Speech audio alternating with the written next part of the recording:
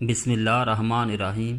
میری دوستوں سے گزارش ہے کہ ویڈیو کو لائک کریں، شیئر کریں اور چینل کو سبسکرائب کر دیں، ساتھ میں بیل آئیکن کا بٹن بھی دبا دیں تاکہ نئے آنے والی ویڈیوز آپ تک پہنچتی رہیں۔ اب رہا ان کا معاملہ جو اہل قدس میں سے ان کے برخلاف مارکہ آرا رہے۔ تقریباً 70,000 کی تعداد میں مسجد اقصیٰ میں داخل ہو گئے۔ نجابت، سماجت، مہربانی اور شرافت میں جن کی یادیں ضرب لامثال بن چکی ہیں، اس پر کوئی تعجب کی بات نہیں، کیونکہ یہ تو salahuddin ayubi رحمۃ اللہ جیسے مسلم جرنیل کی صفات میں صرف ایک صفت چشمہ نما کی حیثیت رکھتی ہے۔ صلاح الدین نے بیت المقدس کی فتح کے بعد صلیبیوں کے نشانات کو ختم کرنا شروع کر دیا اور اس میں اسلامی طور اطوار واپس لانے شروع کیے۔ امام ابن الاسیر کے بقول یہاں اسلام یوں پلٹایا جیسے موسم بہار میں کسی سوکھی شاخ میں تر و تازگی پلٹ آتی ہے، اور یہ نشان بلند یعنی بیت المقدس کی فتح سیدنا عمر بن خطاب رضی اللہ تعالی عنہ کے بعد سوائے صلاح الدین ایوبی کے کسی کا مقدر نہ بنی، اور ان کی عظمت و عرفت اور سربلندی کے لیے یہی کارنامہ ہی کافی ہے۔ مسجد اقصیٰ کی حالت عیسائیوں نے ایسی بگاڑ دی تھی کہ بہت کچھ تبدیلی اور درستی کے بغیر اس میں نماز نہیں پڑھی جا سکتی تھی۔ سب سے پہلے سلطان نے اس کی درستی کا حکم دیا، پھر کہوا دیا کہ عیسائیوں نے مسجد کے قدیم محراب کو بالکل چھپا دیا تھا۔ اس کے مغرب کی طرف ایک جدید عمارت گرجا بنا کر محراب کو اس کے اندر داخل کر دیا تھا، اور محراب دیواروں میں غائب ہو گئی تھی۔ محراب کے نصف حصے پر دیوار بنا کر ان بدبختوں نے بیت الخلاء بنا دیا تھا، اور نصف کو علیحدہ کر کے وہاں غلہ بھرنے کی جگہ بنائی تھی۔ سلطان کے حکم سے یہ جدید دیواریں اور مغربی طرف کا گرجا وغیرہ گرا دیے گئے، اور محراب کی اصلی صورت نکال کر جہاں اس کی مرمت اور درستی کی ضرورت تھی کر دی گئی۔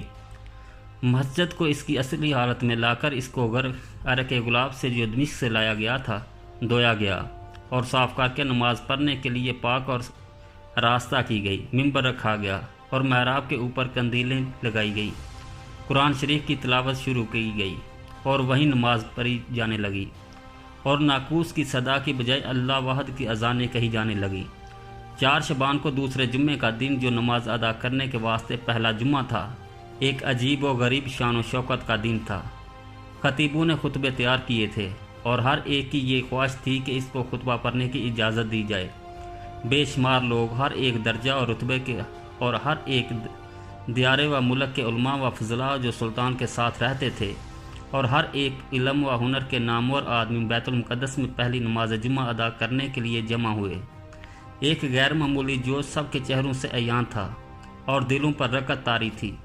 اذان کہی جانے کے بعد سلطان نے قاضی محی الدین ابی المالی بن محمد بن ذکی الدین قریشی کی طرف ممبر پر چڑھنے کے لیے اشارہ کیا۔ خطیب نے ممبر پر چڑھ کر اس فصاحت اور بلاغت سے خطبہ پڑھنا شروع کیا کہ لوگ نقش و دیوار کی ساکت اور خاموش ہو گئے۔ سامعین کے دل دہل گئے اور ان کی آنکھوں میں آنسو امڈ آئے۔ بیت المقدس کی تقدیس اور مسجد اقصیٰ کی بنا سے شروع کر کے اس کی فتح کے حالات تک واقعات کو کمال خوبصورتی اور اختصار کے ساتھ بیان کیا، اور اللہ کریم کی منت اور احسان بیان کر کے بادشاہ بغداد اور سلطان کی دعا کی پر ختم کیا۔ پھر مسلمانوں نے شعبان کے 4 تاریخ کو آنے والا جمعہ صلاح الدین کی میت میں بیت المقدس ہی میں ادا کیا۔ ابن القاضی کے دمشق نے یہ پہلا خطبہ اس مسجد اقصیٰ میں ارشاد فرمایا، بعد اس کے کہ ماضی کے 88 برسوں سے خطبات اور جماعت اس مسجد سے غائب ہو چکے تھے۔ ان صلیبی غاصبوں نے ذلیل و رسوا ہو کر اسے چھوڑا، اور انشاءاللہ ہر ظالم غاصب آثم کا یہی انجام ہوگا جو مسلمانوں کو دکھ دے کر اپنی راتیں گزارتا ہے۔ جب یہ مسلمان صحیح سمت پر گامزن ہوں گے اور اللہ کے حضور اپنے جہاد، اپنے عزم اور اپنی نیتوں میں سچے ہو جائیں گے، تو بیت المقدس کی فتح کے بعد شکرانے کے آنسو اور ہچکیاں خطبہ کرنے کے بعد ممبر سے اتر کر امامت کی، اور ادائے نماز کے بعد سلطان کے امام سے زین العابدین ابو الحسن علی بن نجا وائز کرنے کے لیے کھڑا ہوا، اور نہایت خوش الخافی اور طلاقت لسانی سے خوف و رجا، سعادت و اسقاط، ہلاکت و نجات سے مضامین پر ایسا عمدہ اور مؤثر وائز کہا کہ سامعین دارے مار مار کر روئے، اور سب پر عجیب سی حالت طاری ہو گئی۔ بعد ازاں صاحب سلطان کی دعائیں نصرت کے واسطے دعائیں مانگی۔ اس روز جس ممبر پر خطبہ پڑھا گیا تھا وہ ایک معمولی ممبر تھا۔ سلطان نور الدین کا ممبر اس کے بعد وہاں لا کر رکھا گیا۔ سلطان نور الدین محمود بن زنگی نے اس واقعے سے 30 برس بیشتر بیت المقدس کی اس عظیم الشان مسجد میں رکھنے اور بعد فتح اس پر خطبہ پڑھنے جانے کے لیے ایک عالی شان ممبر، جس کو نہایت صنعت اور کاریگری سے بڑے بڑے صناعوں کاریگروں کی عرصہ دراز کی محنت اور صرف زرکثیر کے بعد بنوایا تھا، اس کو اپنے خزانے میں محفوظ رکھا تھا کہ جب میں بیت المقدس کو فتح کروں گا تو اس کے محراب کی زینت بنا کر اپنے دل ٹھنڈا کروں گا۔ مگر سلطان رحمۃ اللہ کی یہ آرزو فتح بیت المقدس کی پوری نہ ہوئی اور ممبر اسی طرح پڑا رہا۔ سلطان صلاح الدین نے اس کو منگوایا بھیجا اور مسجد اقصی کے محراب میں رکھ کر بزرگ نور الدین کی اس تمنا کو پورا کیا جو وہ حسرت کے طرح اپنے دل میں لے کر دنیا فانی سے چل بسا تھا۔ بیت المقدس کی عمارت اور اقامتہ ممبر کے اور دوسرے کوائف میں تبدیلیاں اور درستیاں کی گئیں۔ اسلامی شعر کو ختم کر کے صلیبی تہذیب اور رنگ کو غالب کرنے کی جسارتوں کی نقاب کشائی کرتے ہوئے عماد لکھتا ہے کہ سغرا مقدمہ پر فرنگیوں نے ایک گرجا تعمیر کر لیا تھا جو شکل و صورت اس کی مسلمانوں کے وقت میں تھی، اس کو بدل ڈالا تھا اور نئی عمارتوں میں اس کو بالکل چھپا دیا تھا۔ اس کے اوپر بڑی بڑی تصویریں لٹا دی تھی اور صخرہ کو کھود کر اس میں بھی خنازہ وغیرہ کی تصویریں بنائی تھی۔ قربان گاہ کو بالکل برباد کر ڈالا تھا، اس میں غلط اشیاء باری دی تھی، وہاں بھی تصویریں لگائی گئی تھیں اور پادریوں کے رہنے کے مکان اور انجیلوں کا کتب خانہ بنا ہوا تھا۔ ان صلیبی جسارتوں کا تدارک کر کے ان سب کو سلطان نے ان کی اصلی شکل میں تبدیلی بحال کر دیا۔ ایک جگہ جس کو مقام قدم مسیح کہتے ہیں، ایک چھوٹا سا قبہ تعمیر کر کے اس پر سونا چڑھایا ہوا تھا۔ صلیبیوں نے اس کے گرد ستون کھڑا کر کے ان پر ایک بلند گرجا تعمیر کیا تھا جس کے اندر وہ قبہ چھپایا گیا تھا اور کسی اس کو دیکھ نہیں سکتا تھا۔ سلطان نے اس حجاب کو اٹھوا کر اس پر ایک لوہے کی تاروں کا پنجرہ بنوایا، اس کے گرد قندیلیں لگائی جس سے وہ مقام رات کو روشنی سے جگمگاتا جاتا تھا۔ وہاں حفاظت کے واسطے پہرہ مقرر تھا۔ سنگ مرمر کے کثیر التعداد بت جو اس کے اندر سے نکلے تھے تروا کر پھینک دیے گئے۔ مسلمانوں کو اس امر کے دیکھنے سے پہلے رنج ہوا کہ عیسائی سغرا شریف سے ٹکڑے کاٹ کر قسطنطنیہ کو لے گئے تھے، جن کو وہاں سونے کے برابر فروخت کرتے تھے اور اس کے بت بنواتے تھے۔ سلطان نے سغرا کی حفاظت کا انتظام کر کے اس پر امام مقرر کر دیا اور بہت سی اراضی اور باغات اور مکانات بطور وقف کی۔ اس کے لیے جگیر مقرر کر دیے گئے اور کلمی قرآن شریف موٹے حروف میں لکھے ہوئے لوگوں کے پڑھنے کے لیے وہاں رکھوا دیے۔ محراب داؤد علیہ السلام مسجد اقصی سے باہر ایک قلعہ میں شہر کے دروازے کے پاس ایک نہایت رفیع الشان عمارت تھی اور اس قلعے میں والی بیت المقدس رہا کرتا تھا۔ سلطان نے اس کی بھی مرمت کرائی، دیواریں صاف اور سفید کرائیں اور پھاٹک اور دروازوں کو درست کروا دیا اور امام مؤذن وہاں رہنے کو مقرر کیے اور مساجد کی تعمیر کرائی۔ جو ضروریات زندگی تھی ان کو پورا کر دیا۔ اس قلعے میں جو سیدنا داؤد علیہ السلام اور سیدنا سلیمان علیہ السلام کے گھر تھے اور زیارت گاہ تھے درست کر دیے۔ فقہ شافعیہ کے لیے ایک مدرسہ قائم کیا اور صحابہ کرام کے لیے ایک مہمان خانہ بنایا۔ دوسرے علوم کی تعلیم و تدریس کے لیے بہت سے اور مدارس قائم کیے اور معلموں اور طالب علموں کے لیے ان کے تمام ضروریات کا انتظام کر دیا۔ غرض بیت المقدس کی بزرگی ایک فیاض اور عالمی ہمت مسلمان بادشاہوں سے جس اہتمام کی خواہش کر سکتی تھی، اس سے زیادہ اہتمام سلطان نے کیا، اور بیت المقدس کے ساتھ سلطان کی یہ فیاضانہ اور اسلامی دلچسپی صرف اس کی ذات تک محسوس اور محدود نہیں رہی۔ اس کے بعد اس کے بلائی عادل اور اس کے بیٹوں اور جانشینوں نے بیت المقدس کی عظمت و بزرگی اور شان شوکت کے بڑھانے کے واسطے اس سے بھی بڑے بڑے کام کیے اور اپنے اس نامورانہ تعلق کو اس مقدس مقام کے ساتھ آخر تک نبھا دیا۔ اس مبارک فتح کے لیے سلطان کے پاس تمام مسلمان فرمانرواؤں کے پاس سے اور ہر طرف سے کاسد مبارکباد کے خطوط لائے۔ دربار بغداد سے ایک غلط فہمی کے باعث کچھ کشیدگی سی پیدا ہو گئی جو بہت جلد رفع ہو گئی۔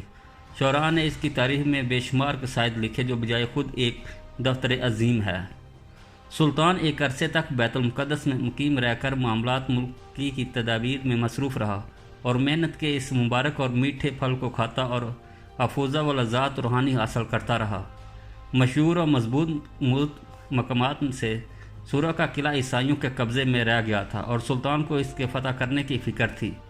سیف الدین علی بن احمد سیفوب نے جو مسور کے قریب سید اور بیروت میں سلطان کا نائب تھا، سلطان کو خط لکھا کہ محاصرہ سور کی ترغیب دلائی۔ سلطان 25 شعبان کو جمعہ کے روز وہاں پہنچ گیا اور سور کا محاصرہ شروع کر دیا۔ قلعہ سور کو پانی نے محاصرین کے حملے سے بہت کچھ بچایا، تاہم سلطان 13 روز تک محاصرہ ڈالے پڑا رہا۔ ان دنوں میں سمندر میں عیسائیوں اور مسلمانوں کے جہازوں میں مقابلہ جاری رہتا تھا اور ایک دوسرے کی ہار جیت ہوتی رہتی تھی۔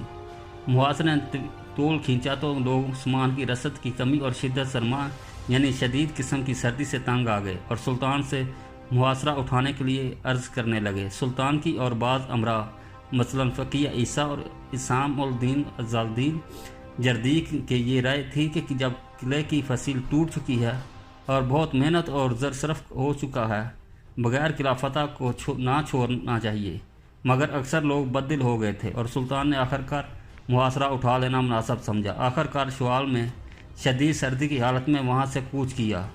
محاصرہ سور کے زمانے میں ہونین فتح ہو چکا تھا۔ سلطان نے بدر الدین بلارم کو وہاں حاکم کر کے بھیج دیا اور خود عقا میں انتظام اور رفع عام کے کاموں میں کچھ مدت مصروف رہا۔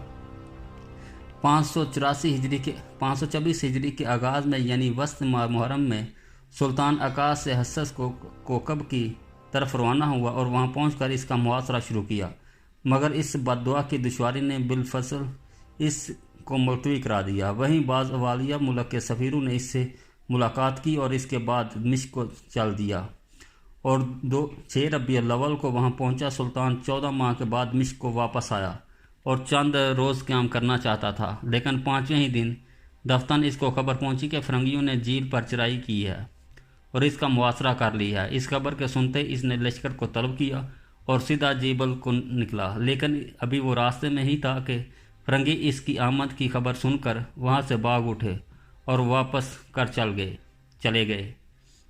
سلطان کو عماد الدین اور لشکر موصل اور مظفر الدین کے حلب کو آپ کی خدمت میں جہاد کے لیے آنے کی خبر ملی، پس وہ ملک بلائی ساحل کے ارادے سے اسد الاکراد کی طرف چلا اور اس کے مقابلے میں ایک بلند ٹیلے پر جا اترا اور شہزادہ ملک زہر اور ملک مظفر کو کہلا بھیجا کہ دونوں جمع ہو کر تیزی پر انطاکیہ کے مقابل جا اترے اور اس طرف سے دشمن کے حملے کا خیال رکھیں۔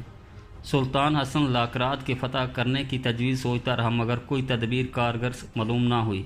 2 دفعہ اس نے طرابلس کو تخت و تاراج کیا اور پھر اہل لشکر کی رخصت کے ختم ہونے پر ان کے پھر جمع ہونے کے وقت کا انتظار کرنے کے لیے دمشق کو چلایا اور چند روز تک وہاں رہ کر عدل گستری اور انتظام ملک اور اہتمام جہاد میں مصروف رہا۔